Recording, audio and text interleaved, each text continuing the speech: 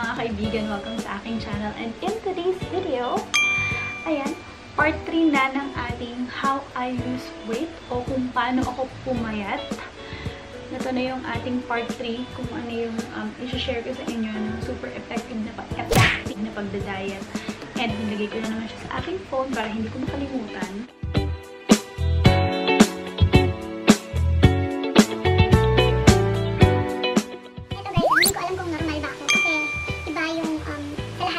Videos na gumagawa ng mga kagaya nito, yung mga payo ko ang iba iba yung mga sinasabi. I mean, never pa akong nakarinig ng mga payo na katulad nung sa akin. So, yun, medyo weird ako. Pero ito talaga yung mga nag-effect sa akin. And nga pala, before I start my how to lose weight or kung paano ako pumayat, yung effective na pagpupayat para sa akin, hindi po ako dietitian or anything else na hindi po ako dietitian or expert sa larangan ng dieting or anything else about diet. It's all based lang sa na-experience ko. Huwag mong kalimutang mag-subscribe sa aking channel. I-click mo lang yung red button na nandyan sa baba yung may nakalagay na subscribe. And also yung notification bell para palagi kang notified whenever I upload my new videos. And also, don't forget to visit my description box down below dahil marami pa akong ibang mga videos na baka gusto mong mapanood. Marami dyan, nandyan sa baba. I-click mo na yan. So ayun, medyo hyper tayo today kasi katatapos ko lang mag-film ng aking try-on haul. So sabi ko, diretso natin to. Sasabihin ko na sa inyo yung mga inilista ko, yung mga ginawa ko nung panahon na nagda-diet ako. Ayan, ito talaga ako. Ito yung normal na ako. Para akong nag-rap. Ewan ko ba? So, let's start! Palagay siya dyan sa aking tawagang semplong. First off, huwag bumili ng mga pagkain na hindi naman pwedeng kainin or hindi mo naman kakainin. So, halimbawa, nagda-diet ka or gusto mong magpalit ng lifestyle, pero bumili ka ng chicharong baboy. Yeah. Huwag ka na bumili ng chicharong baboy, lalo na't alam mo namang hindi mo naman kakainin at hindi mo naman pwedeng kainin kasi nga, nagpapalit ka ng lifestyle mo, gusto mong magbago ng kinakain. So, ayun, huwag mo lang bilhin. Ang bilhin mo, yung mga siguradong kakainin mo, kagaya ng apple, orange, ganyan. Yun yung mga bilhin mo. Huwag ka nang bumili ng mga chichirya na alam mo yung ice cream, i-stack mo dun sa rep, sayang lang ang pera. Dahil nga bumili ka na ng mga pagkain na pwede mong kainin, ilagay mo ito sa mga lugar na mas madali mong makita. Kunyari, sa refrigerator. Ilagay mo siya sa harapan. Kunyari, bumili ka ng apple. Siyempre, nag-diet ka or kung ipapalit ka ng lifestyle. Gusto mong kumain ng merienda. Yung apple, ilalagay mo sa harapan or yung orange or yung banana, ilalagay mo sa harapan kung saan mas madali mo sila makikita, kung saan mas madali mo silang maabot. Ganyan. Tapos, itago mo yung mga pagkain na hindi mo pwedeng kainin or yung mga dapat minsan mo lang kainin or yung mga pagkain na bihira mo dapat kainin. May sarili akong tunog. Number 3, pag nakaramdam ka ng ikakain, uminom ka muna ng 2 basong tubig. So, ayun, kapag nakaramdam ka, halimbawa ng merienda time na, or lalo na kapag bago kumain, almusal, tanghalian, panigabihan, uminom ka muna ng 2 basong tubig para at least, halimbawa kung kumakain ka ng 1 cup of rice every meal, mabawasan yun.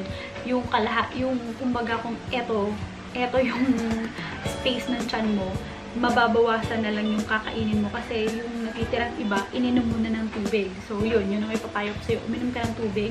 And yun, tama sila.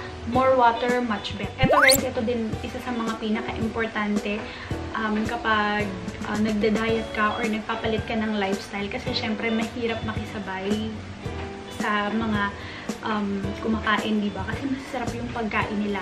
Pero once na nilagyan mo ng effort yung pagkain mo, and once na talagang pinaghandaan mo, ganyan, yung mas masarap yung sayo kesa dun sa kasalo mong kumain, mas gaganahan kang kumain at hindi ka may inggit sa kanya. Hindi ka matetempt na kumain kung ano yung dapat hindi mo kainin. Mas kakainin mo yung prepare mo, syempre. And baka magulat ka. Sabihin nila sa'yo, patikim naman yung kinakain mo, masarap mo yan. Super naging effective din yung pagda-diet na yun sa akin guys. Kasi nung time na kailangan kong kumain, syempre kailangan kong mag-meal prep, ganyan. Talagang very colorful yung mga pagkain na kinakain ko and mas masarap tingnan kesa dun sa kasabay kong kumakain. So, mas naiingit siya sa akin kesa more ako naiingit sa akin. Ito, tulungan to Tulungan ng katawan mo and ng pag-iisip mo. Kung gusto mo talagang kumain ng mga cravings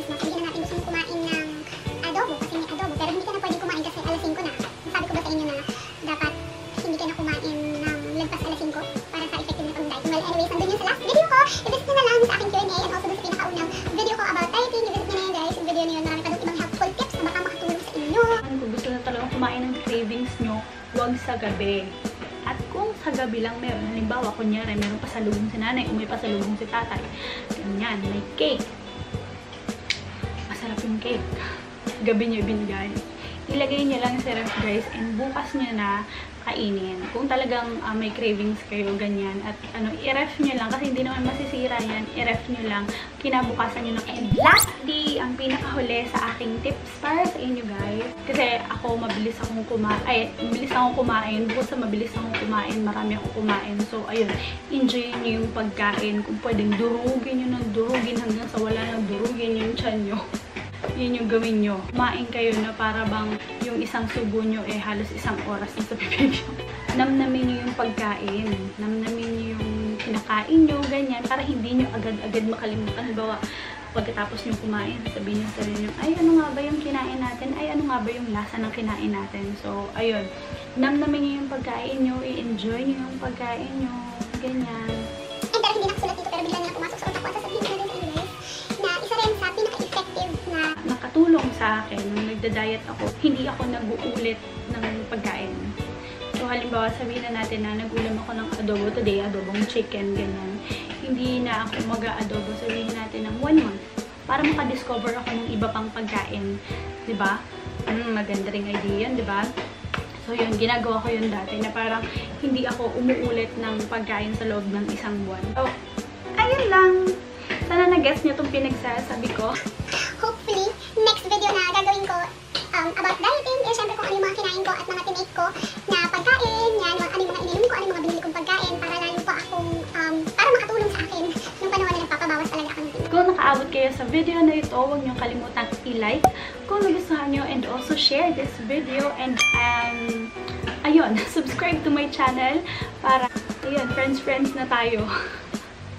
And also, hit the notification bell para palagi kang notified whenever I upload my new videos. Also, click the description box down below dahil marami pa akong ibang mga videos na nandyan na baka gusto mong mapanood. Ayun. Comment down below your questions, suggestions about dieting. So, ayun, kung meron kayong alam, hindi ko alam, i-share niyo yan dyan sa baba. Ayun, I'll see you guys on my next video. I hope you like this one. Bye!